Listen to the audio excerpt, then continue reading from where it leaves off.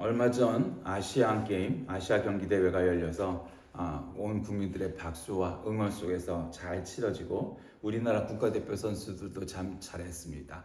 물론 종목에 따라 기대보다 더 잘한 종목도 있고 기대에 미치지 못한 종목도 있고 어쨌든 그렇습니다. 어쨌든 그 스포츠 경기만큼 뭐 국가 사랑, 나라 사랑, 민족 사랑, 뭐 애국, 뭐 이와 같은 거에 합당할 만한 분야가 있을까? 잘 없을 것 같아요. 예.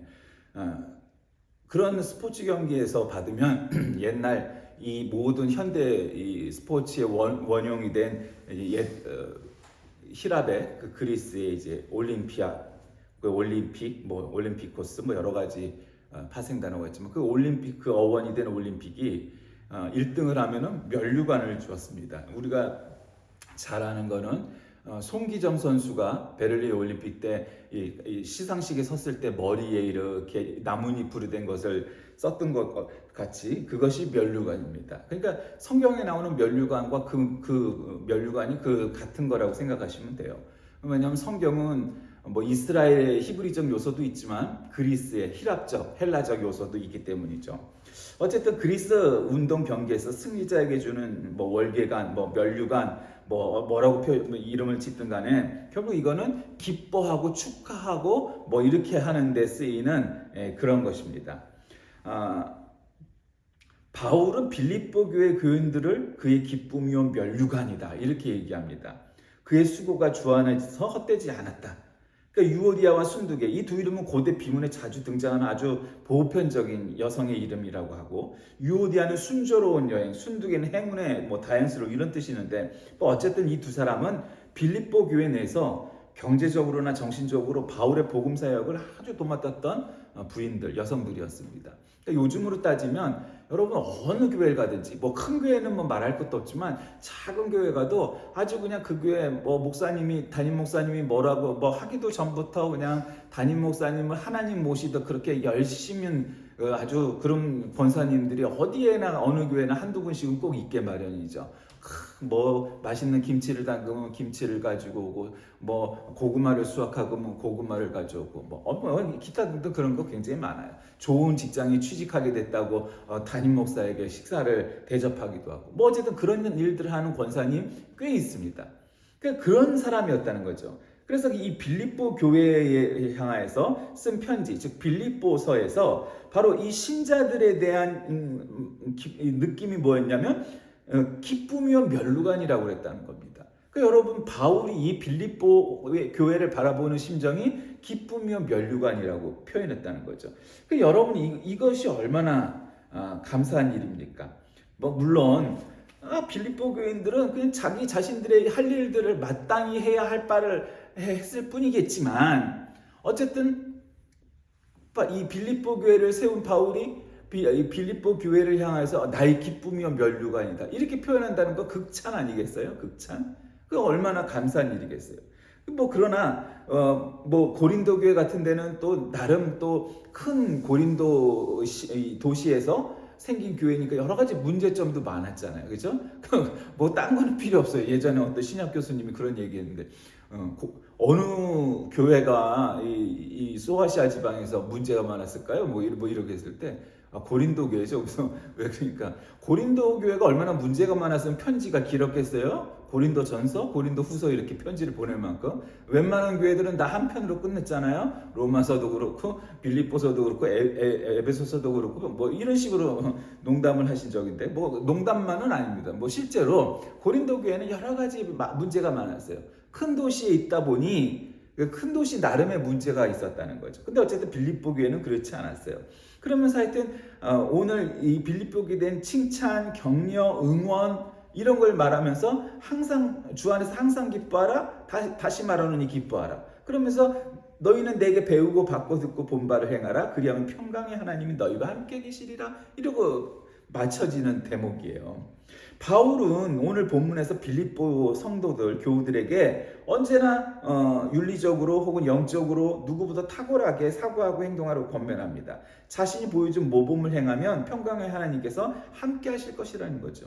근데 여러분 우리가 알다시피 바울은 정말 극강의 스펙의 소유자예요. 여러분 아다시피 지금으로 말하면은 정말 서울대를 졸업하고 하버드 대학원을 갔다가 뭐 MIT를 갔다가 뭐 아마 그 정도 되는 학벌인 거예요. 지금의 학벌로 얘기를 하자면. 그리고 아주 언어의 천재였어요. 뭐 그냥 지금으로 말하면 영어도 뭐 불어, 중국어, 일본어 뭐 그냥 스페인어까지 다 통달한 정말 그런 엘리트 중에 엘리트였어요.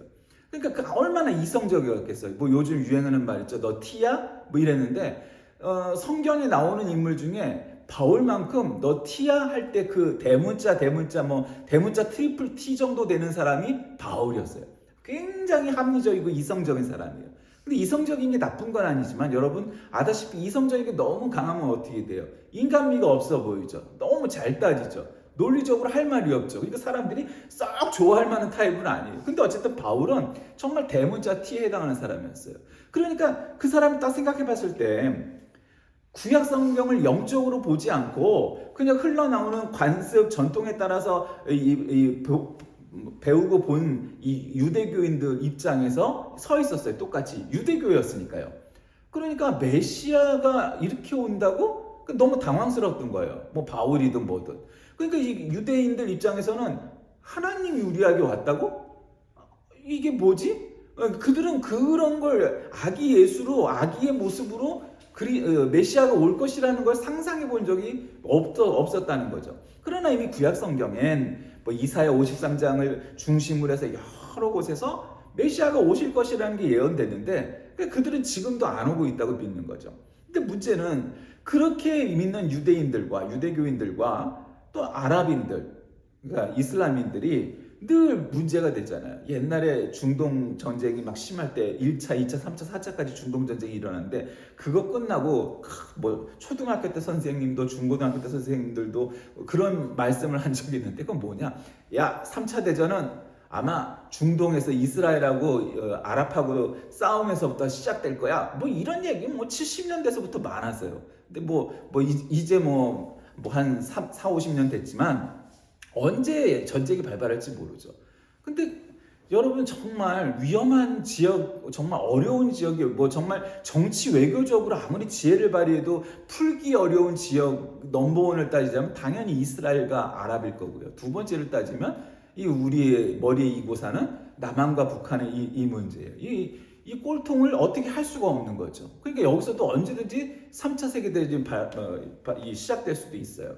그러니까 어떤 유사 역사학자들, 강단사학자들은 아니고 재야사학자들 중에는 우리나라가 이스라엘 사람들과 같은 민족이라고 주장하는 사람들이 있어요. 성경에 보면 단지파가 동쪽으로 갔다고 그러는데 그 단지파가 바로 우리의 단군 할아버지고 그래서 우리는 이스라엘의 한 지파인 단지파의 족속이다. 뭐 이렇게 주장을 하는 사람들이 있어요.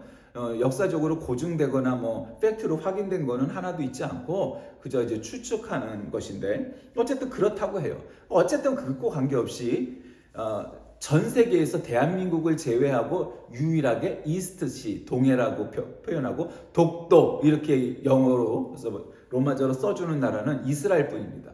우리가 그렇게 성적이 흔들면서 광화문 나가서 아주 애타게 불러도 미국은 Sea of Japan 일본이고 그다음에 독도라고 써주지도 않아요. 다케시마라고 쓰기도 하고 중립적인 단어를 쓰기도 하지만 어쨌든 독도나 동해라고 써주지 않아요. 미국도 오직 이스라엘만 그렇게 써줘요. 왜 그럴까요? 이스라엘은 독일과 일본과 같은 그런 전범 국가에 대한 뿌리 깊은 불신이 있어요. 그리고 저들의 논리에 동조되지 않아요. 얼마 전 아소다로 라는 일본의 정치인이 한국의 대통령은 퇴임하면 죽거나 자살하거나 감옥을 가니까 신뢰할 만한 나라가 아니다 이따 개소리를 처발랐어요. 근데 이제 문제는 그리고 나서 며칠 뒤에 이스라엘에 이런 문제가 생기니까 일본은 자민당 정권 유지에 바쁘죠. 거기도 자민당 독재 체제니까. 그러다 보니 해야 할 일을 못 하고 있어요. 경제는 이게 지금 언제 터져도 이게 문제가 이상하지 않을 정도로 경제가 계속 악화돼 가고 있고 그러니까 정작 중요한 일을 못하는 거죠. 이스라엘과 이 아랍 쪽에 있었던 자국민들을 데려오지 못해서 그나마 한국에 군용기가 가서 한국 사람들뿐만 아니라 일본 사람 50명도 데려오는 일을 하기도 했죠. 어쨌든 그럴 정도로 이스라엘과 아랍 간의 문제는 그렇게 심플하지 않아요. 그러면 우리가 생각할 때 하나님은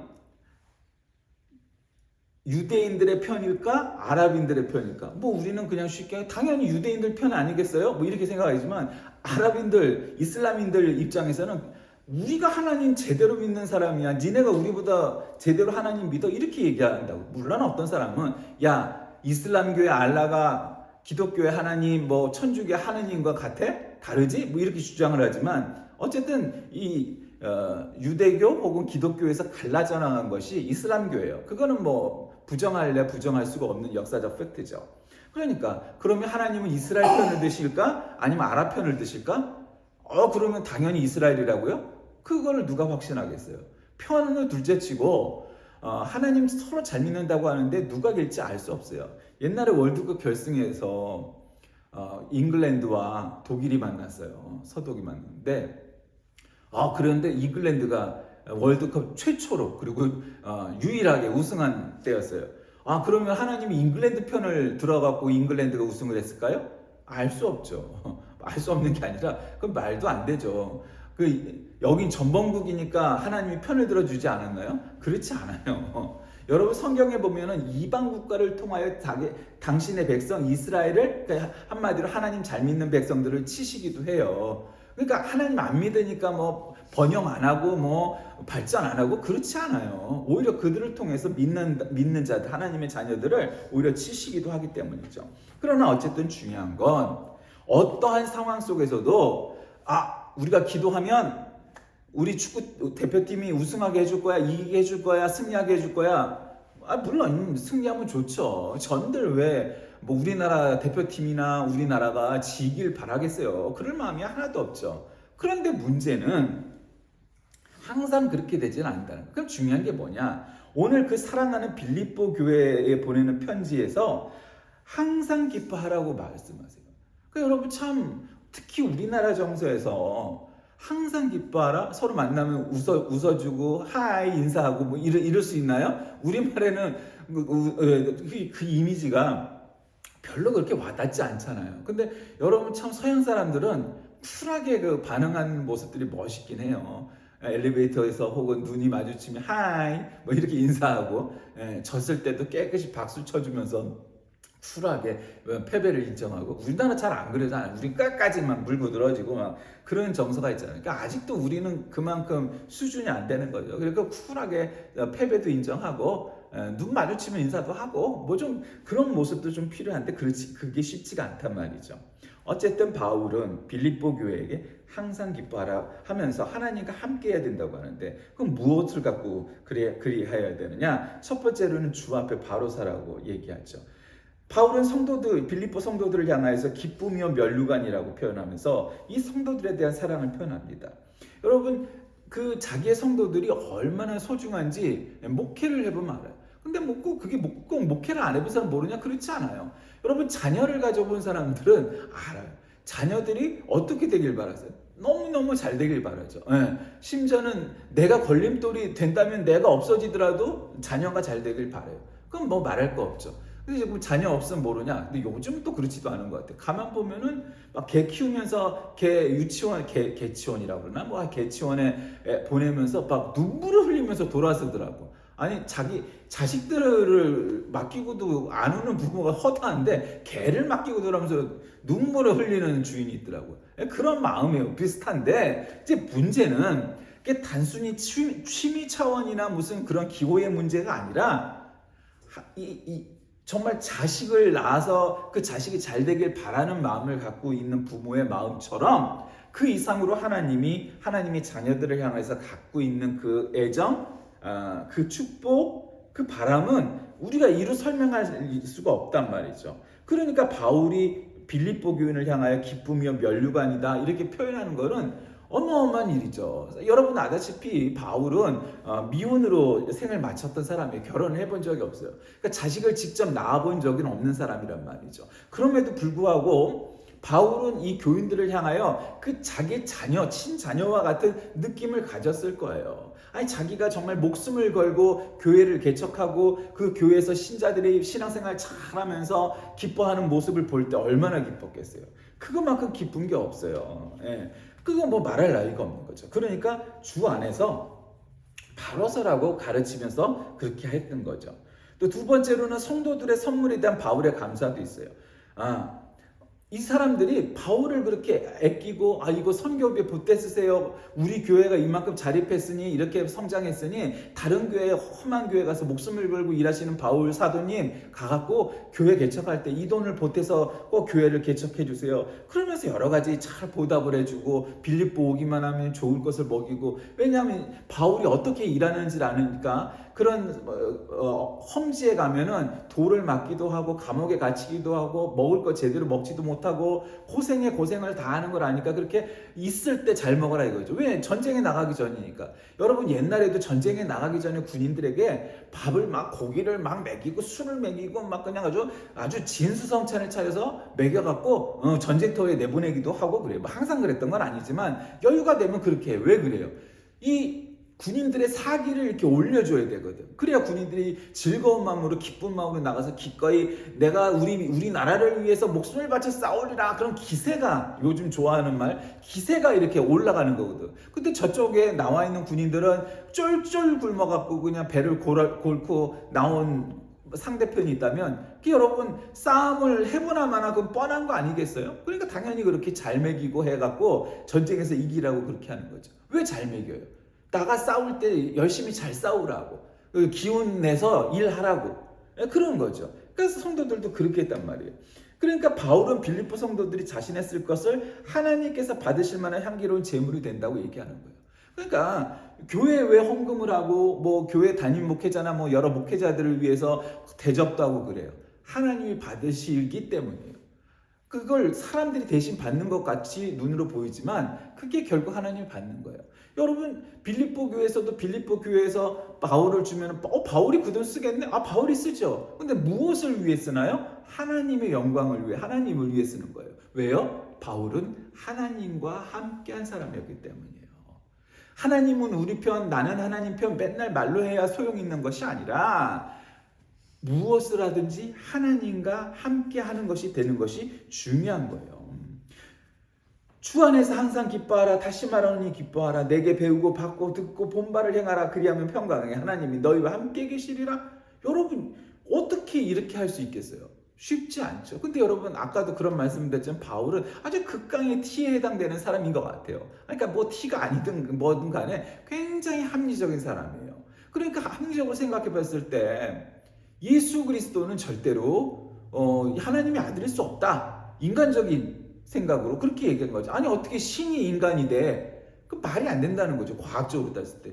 그렇죠. 과학적으로 말이 안 되죠. 과학적으로 말이 안 되는 거예요. 그걸 과학적으로 보는 것이 아니고 신앙적으로 바라보면 아니 전지전능한 하나님이 못할 일이 어디 있어요. 그렇죠? 논리적으로 한번 따져보세요. 전지전능한 하나님인데 그 하나님을 믿으면 그 하나님 못하실 일이 어디 있겠어요. 내가 안 믿고 싶은 것뿐이지. 그냥 과학적으로 바라봐서는 당연히 말이 안 되죠. 왜 신이 인간이 돼? 말도 안 되지. 근데 신앙적으로 바라보면 이미 신이란 존재는 어떤 존재예요? 어느 종교에서나 뭐 전지전능한 존재 아니겠어요? 모양이 조금 다를 뿐이지 결국. 근데 왜 전지전능한 하나님이 인간이 되면 안 되죠? 그거는 말도 안 되는 얘기잖아요. 어느 종교든지 전지전능한 하나님이라고 그러면서 그 하나님이 우리 기독교의 하나님은 그 하나님은 야훼 하나님은 인간을 너무 사랑하셔서 인간이 되신 거예요. 왜? 영적인 존재로 나타나면 보이지도 않을 뿐더러 뭐 사람들이 죽기도 하고 믿지도 않을 것 같으니까 그럼 내가 너희와 똑같은 모습으로 나가서 말하면 더 설득력 있겠네? 이렇게 생각하신 건데 별로 안 그랬죠. 우리가 알다시피. 그러나 어쨌든 그 효과로 하나님의 아들 예수 그리스도께서 오심으로 인해서 우리가 어떤 효과를 입었어요? 하나님을 보게 되었죠. 예수님께서 이 땅에 계실 때 뭐라고 말씀하셨어요? 나를 본 자는 아버지를 본 것이다 라고 말씀하셨잖아요. 그러니까 하나님은 볼 수 없어요. 절대 나는 하나님을 만났다 하나님을 봤다 뭐 그러는데 하여튼 성경적으로는 하나님을 본 자는 다 죽었대는데 어떻게 그걸 하겠어요. 다만 예수님을 본 것도 본 사람은 죽지 않았단 말이죠. 왜? 인간들 오셨으니까. 볼 수 있게, 느낄 수 있게, 만날 수 있게, 인격적으로 여겨질 수 있게 예수 그리스도를 보내신 거예요. 아니 그러니까 과학적으로 불가능이고 말도 안 되는 얘기지만 신앙적으로는 전지전능한 하나님이 못하실 일이 어디 있겠어요. 논리적으로 그렇잖아요. 그죠? 그거예요. 과학적 합리적 접근이 아니라 신앙적 성경적 접근을 하면 그것을 수용할 수 있게 돼요. 아니 전지전능한 하나님이 왜 못할 일이 있겠어요. 말도 안 되는 거다 이 말이죠. 그러니까 진정한 과학자들은 종교나 신의 영역을 침탈하지 않아요. 왜냐하면 그건 그거의 영역이 있다고 여기기 때문에.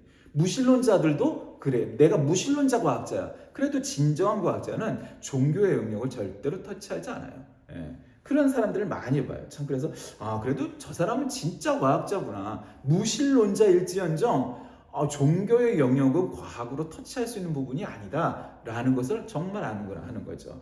돌팔이 같은 의사들이 환자도 제대로 구분 못하고 죽을 병 걸려서 또 깨닫지 못하는 거지 진정한 의사는 어떻게 되겠어요? 나는 병을 치료하는 사람이 아니라 함께 도와주는 사람이구나 하고 기도하는 사람이 되는 거죠. 과학도 마찬가지고 모든 영역이 마찬가지예요. 여러분 바울은 빌립보 교회에 그러한 마음을 품고 있었어요. 너희는 이 마음을 품으라. 늘 기뻐하라. 내게 배우고 본 바를 행하라. 이렇게 가르쳤어요.